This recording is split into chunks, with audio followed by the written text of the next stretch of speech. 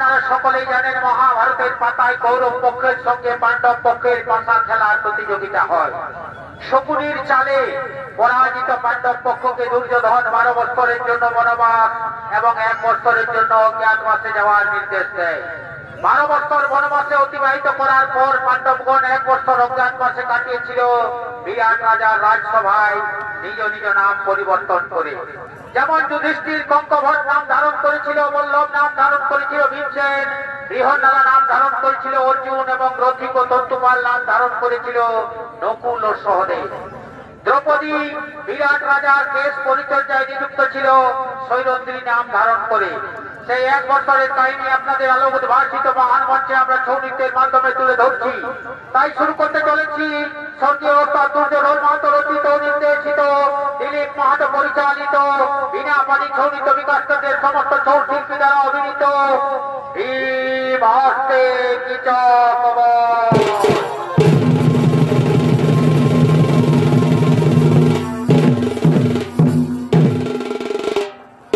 প্রথমেই বিরাট রাজা রাজসভা চলেছেন, তার মন্ত্রী সেনাপতি সৈন্যগণ, সঙ্গে রয়েছেন যুধিষ্ঠির রূপী কঙ্কভট।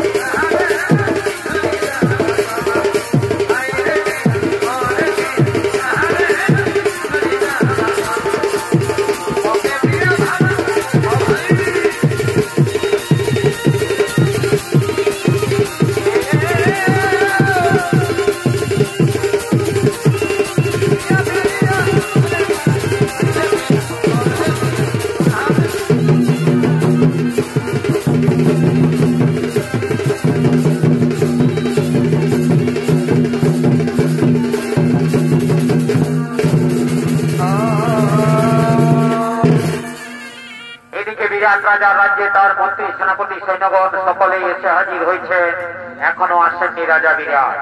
তাই তিনিও চলেছেন নিজ রাজসভার দিকে, করেছেন আগমন।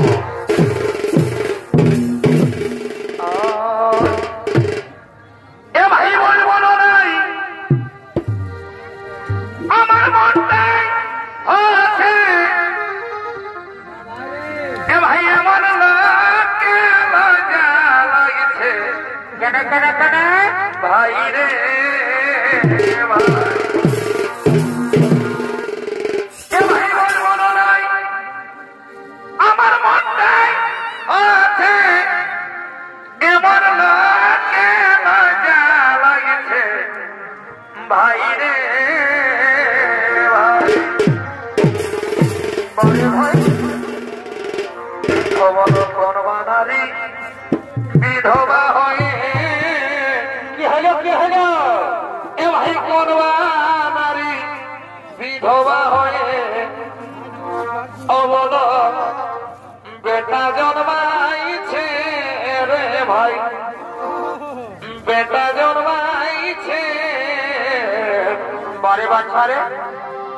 এই অজব কথা শুনে সবার মাথা ধরেছে, অশাস্ত্রে প্রমাণ দিয়েছে এরে ভাই, প্রমাণ দিয়েছে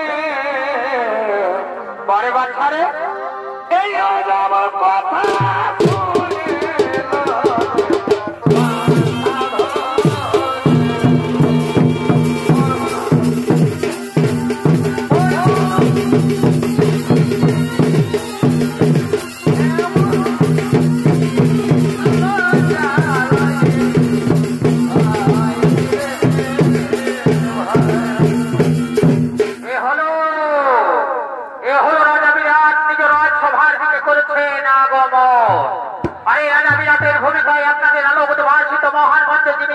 পরিবেশন করে দেখাবেন, সে হল সঙ্গে ওস্তাদ দুর্যোধন মাদর ছৌ সম্প্রদায়ের পক্ষ থেকে জেলার সারাম ধন্য ছৌ শিল্পী বিপ্লব সিং সর্দার।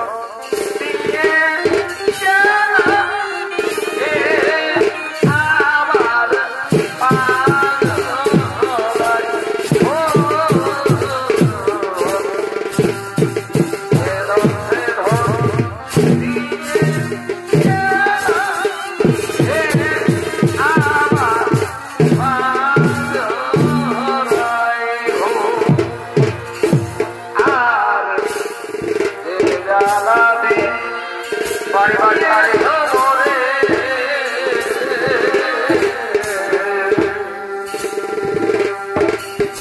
আর সেই দুঃখের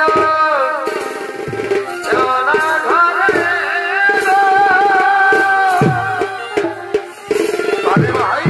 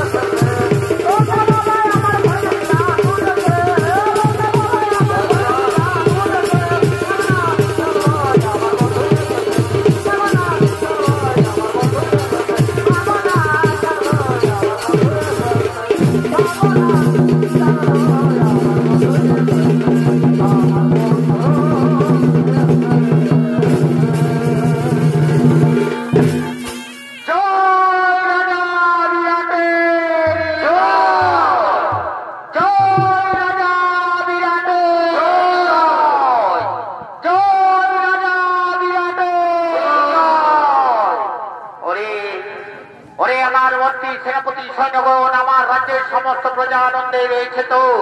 কোথাও কোনো দুঃখের সংবাদ নেই তো? কোথাও কোনো অশান্তির বার্তা নেই তো? সমস্ত প্রজা নিজ নিজ বাসভবনে আনন্দের সঙ্গে বিরাজমান করছে তো? হ্যাঁ মহারাজ, হ্যাঁ মহারাজ, আমরা সমস্ত রাজ্য পরিভ্রমণ করে এসেছি মহারাজ। আমাদের রাজ্যের সমস্ত প্রজা আনন্দে রয়েছে মহারাজ। আমাদের রাজ্যের সমস্ত প্রজা কুশলে রয়েছে মহারাজ।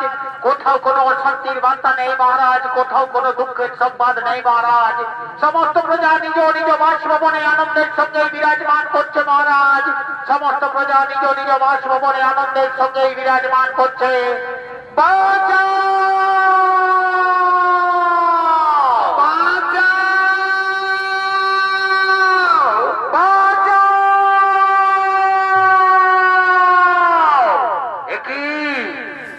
মন্ত্রী সেনাপতি সৈন্যগণ, তোমরা এখনই বললে আমার রাজ্যের সমস্ত প্রজা কুশলেই রয়েছে, তবে কোথা থেকে বেঁচে এলো এই নারী কণ্ঠস্বর? বাঁচাও বাঁচাও রূপে চিৎকার করে করে ডাকছে। কে সেই নারী? কিবা বিপদে পড়েছে এই নারী? আমি যাবো সেই নারীর কাছে, দেখবো তার বিপদের কথা। বিরাটনগর রাজ্যে আজ পর্যন্ত কোনো প্রজা ওর চোখে হয়নি, দেখবো আমি সেই নারীর বিপদের কথা। বাঁচাও।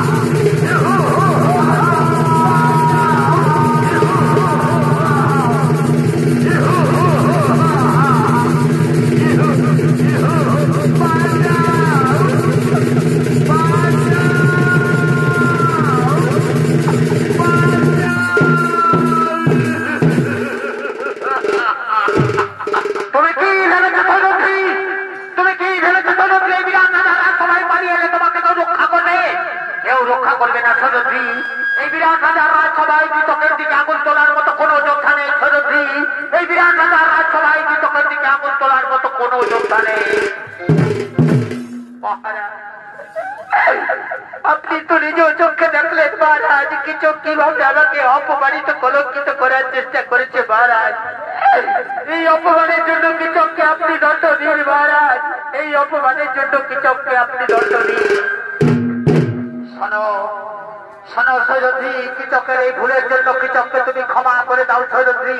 ক্ষমাই হলো জীবনের মূল ধর্ম, ক্ষমাই হলো জীবনের মূল কর্ম। কিচককে তুমি ক্ষমা করে দাও সৈরন্ধ্রী। কিচককে আমি কিছুতেই ক্ষমা করতে পারবো না। কিচক যেভাবে আমাকে অপমানিত কলঙ্কিত করার চেষ্টা করেছে, তাকে আমি কিছুতেই ক্ষমা করতে পারবো না। আমারও পঞ্চ গান্ধর্ব স্বামী রয়েছে, এই অপমানের প্রতিশোধ আমি অবশ্যই যাব। এই অপমানের প্রতিশোধ আমি অবশ্যই যাব। অপমানের প্রতিশোধ নেবে।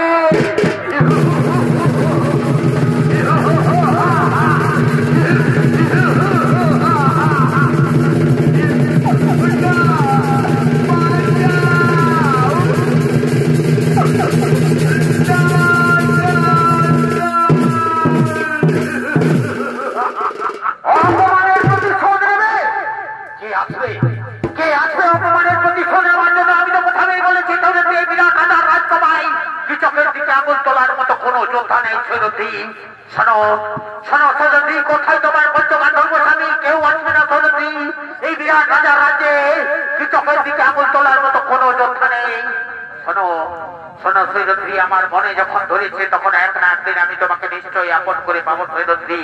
আজ আমি এই সভা মাঝ থেকে খালি হাতে ফিরে গেলাম সৈরন্ধ্রী, কিন্তু কথাটা যেন মনে থাকে সৈরন্ধ্রী, এক না একদিন নিশ্চয়ই আমি তোমাকে আপন করে পাবো সৈরন্ধ্রী। এক না একদিন নিশ্চয়ই আমি তোমাকে আপন করে পাবো।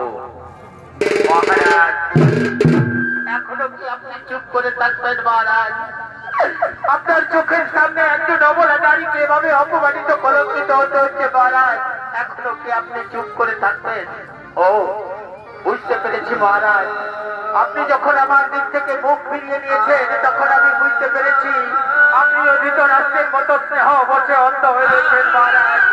তাই তো কিচককে দণ্ড দেওয়ার মতো ক্ষমতা আপনার নেই মহারাজ। আমারও পঞ্চ গান্ধর্ব স্বামী রয়েছে মহারাজ।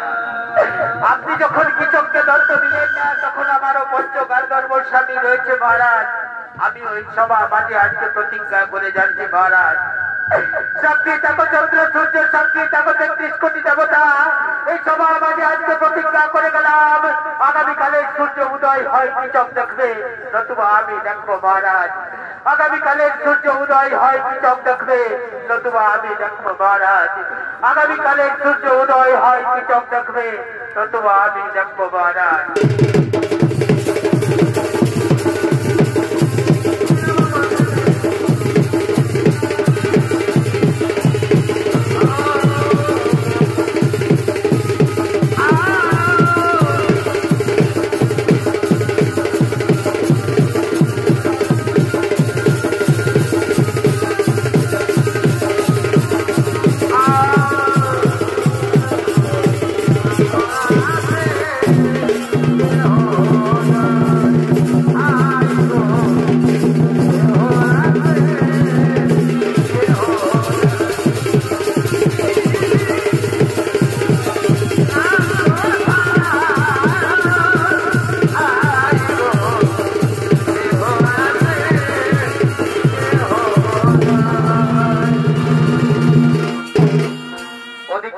রাজা রাজসভা থেকে তার মন্ত্রী সেনাপতি সৈন্যগণ ও যুধিষ্ঠির রবি কঙ্কভট সকলে নিজ নিজ আলয়ে ফিরে গেলেন।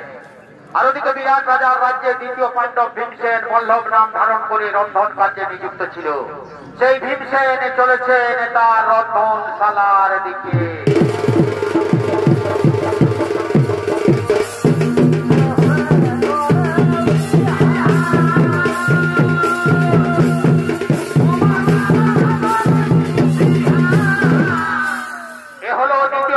ভীমসেন বল্লভ নাম ধারণ করে বিরাট রাজার রাজ্যে রন্ধন কার্যে নিযুক্ত ছিল। আর এই ভীমসেনের ভূমিকায় আপনাদের আলোক উদ্ভাসিত মহান মঞ্চে যিনি ছৌ নৃত্য পরিবেশন করে দেখাবেন, সে হল স্বর্গীয় দুর্যোধন মাহাতোর ছৌ সম্প্রদায়ের পক্ষ থেকে এক তরুণ ছৌ শিল্পী রাজীব কুমার বেদিয়া।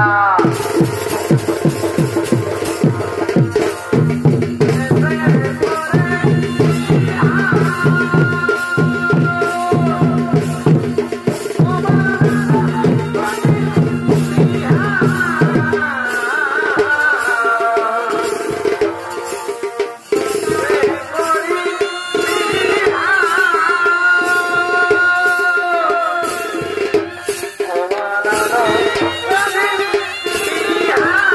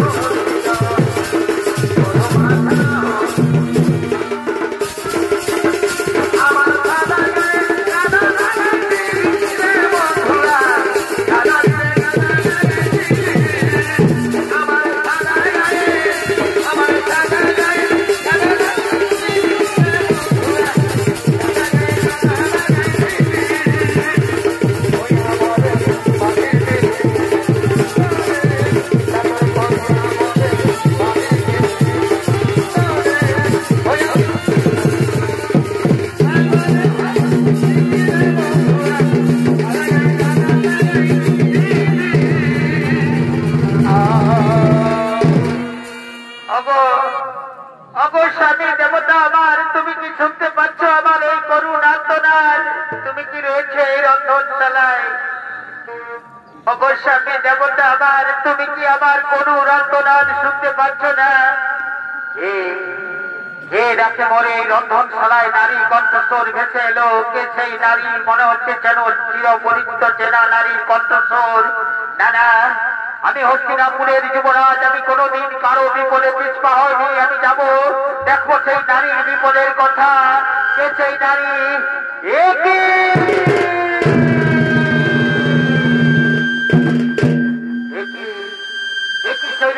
তুমি হঠাৎ করে এই রন্ধনশালায় কেন এসেছো সৈরন্দ্রী? ফিরে যাও এই রন্ধনশালা থেকে। যদি তোমাকে কেউ দেখতে পায় তাহলে আমাদের অজ্ঞাত মাস হয়তো আর পূর্ণ হবে না সৈরন্দ্রী। ফিরে যাও এই রন্ধনশালা থেকে। না না গোস্বামী দেবতা আমার, আমি যে ফিরে যেতে আসিনি, আমি যে এসেছি আমার অপমানের কথা জানাতে। তুমি কি জানো না সমাজে কৃষক আমাকে কিভাবে অপমানিত কলঙ্কিত করার চেষ্টা করেছে? তুমি কিছু খবর রাখো না? আমি সব জানি সৈরন্দ্রী। কালকেই আমি সমাজে কৃষক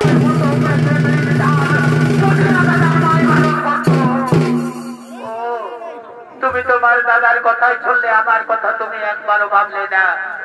তোমার দাদা তো কেবল মাত্র পাশা ফেলতে জানে আর ক্ষমা করতে জানে, এছাড়া তোমার দাদা আর কি জানে?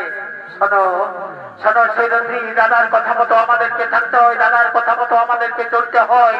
আমি তোমায় কথা দিচ্ছি সৈরন্দ্রী, আমাদের অজ্ঞাত মাস পূর্ণ হোক, তারপর তোমার অপমানের প্রতিশোধ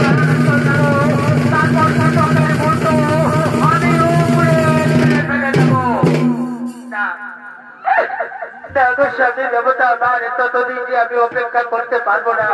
আমি যে প্রতিজ্ঞা করেছি আগামীকালের সূর্য উদয় হয় কৃষক দেখবে, নতুবা আমি দেখো। এ তুমি কি করেছো সৈরন্দ্রী?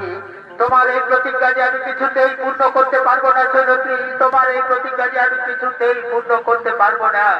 কোন প্রতিজ্ঞা তুমি আমার পূর্ণ করেছো?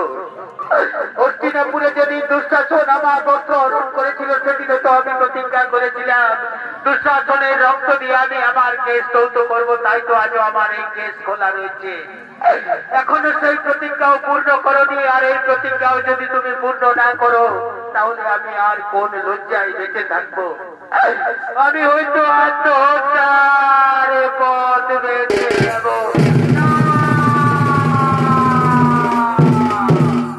না সৈরন্দ্রী, আত্মহত্যার কথা তুমি মুখে আনবে না সৈরন্দ্রী। আত্মহত্যা মহাপাপ সৈরন্দ্রী, আত্মহত্যা মহাপাপ। আত্মহত্যা কাপুরুষের কর্ম সৈরন্দ্রী। আমি তো তোমায় কথা দিলাম আমাদের অজ্ঞাত মাস পূর্ণ হোক, তারপর তোমার অপমানের প্রতিশোধ আমি নিশ্চয় নেব সৈরন্দ্রী।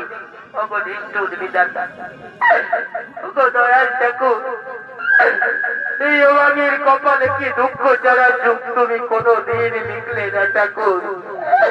এই অভাগীর কপালে কি দুঃখ ছাড়া সুখ কোনদিন লিখলে না? অবিধীরা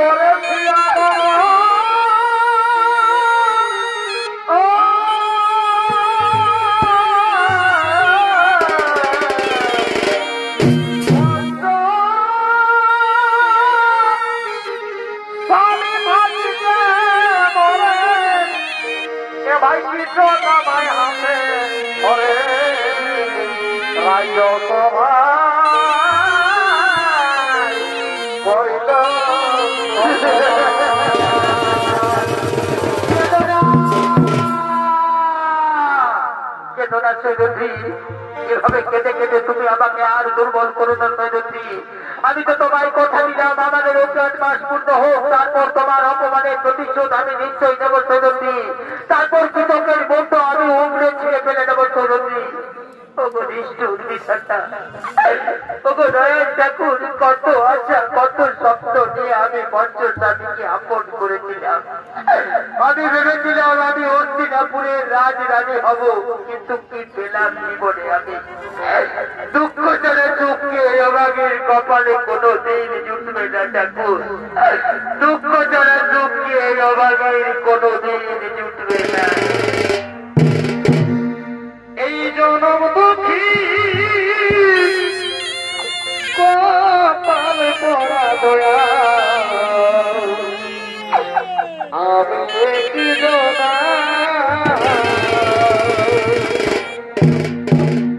এই জনম দুঃখী কপালে পড়া দয়া আমি একজনা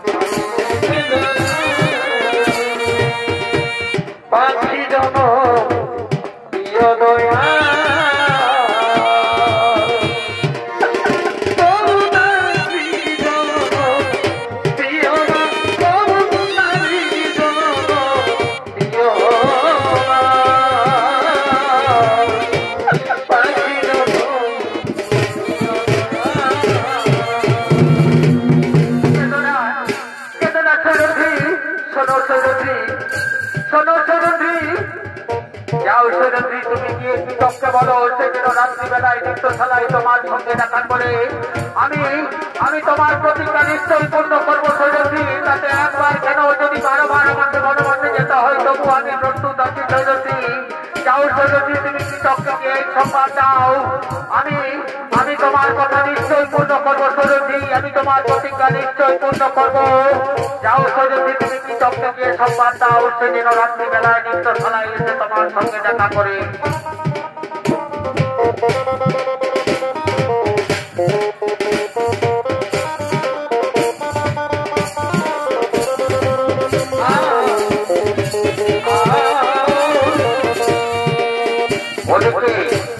ওদিকে সৌরভীর কথা মতো সৌরভীকে কৃতজ্ঞের সম্মান দেয় নৃত্যশালায় রাত্রিবেলায় গোপনে তারা দুজনে মিলিত হবে।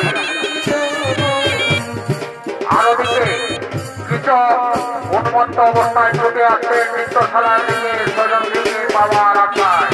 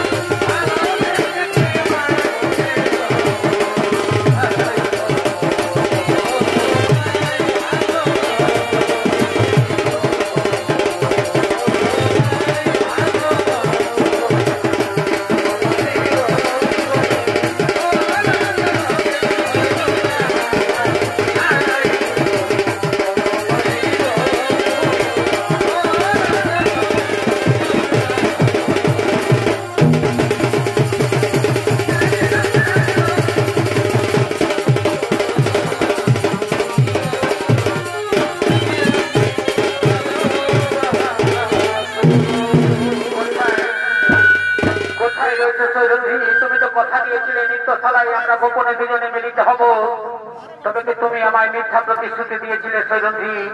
না না না না সৈরন্ধি, দূর থেকে তোমার মধুর কণ্ঠস্বর বেঁচে আসছে, আমি যে আরো উন্মত্ত আরো পাগল হয়ে যাচ্ছে সৈরন্ধি। কোথায় কোথায় রয়েছে সৈরন্ধি? আসবে না? তবে তুমি আমায় মিথ্যা প্রতিশ্রুতি দিয়েছিলে সৈরন্ধি। শোনো শোনো সৈরন্ধি, আমি তোমাকে রাজ রানী করে রাখবো সৈরন্ধি, ভয় নেই তোমার পঞ্চগান্ধর্ব স্বামী সৈরন্ধি। একই সৈরন্ধি, হবে তুমি লুকিয়ে রয়েছে কেন সৈরন্ধি? আমি তো তোমাকে কথা দিলাম আমি তোমাকে রাজ রানী করে রাখবো সৈরন্ধি। আসবে না? আমি নিজেই যাবো তোমার কাছে, আমি আসছি সৈরন্ধি।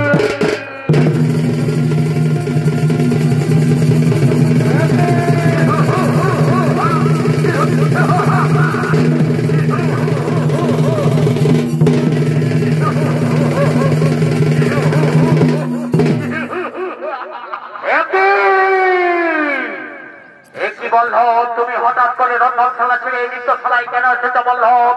এই নৃত্যশালায় তো বৃহন্নলার থাকার কথা, এখানে বৃহন্নলা উত্তরাকে নৃত্য শিক্ষা দেয়, তবে তুমি কেন এসেছো বল্লভ? এখনো কি তুমি আমাকে চিনতে পারলে না কৃষক? আমি কে? এখনো কি আমাকে চিনতে পারলে না? ও বুঝতে পেরেছি, তোমার বলে বলিয়া নয় সৈরন্ধি প্রতিজ্ঞা করেছে আগামীকালের সূর্য উদয় আমি দেখবো না।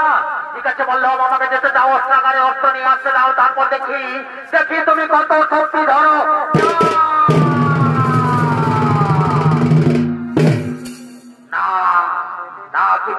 আজকের রাত্রিতে আমি তোমাকে এই নৃত্যশালা থেকে কিছুতেই বাইরে যেতে দেবো না কৃষক।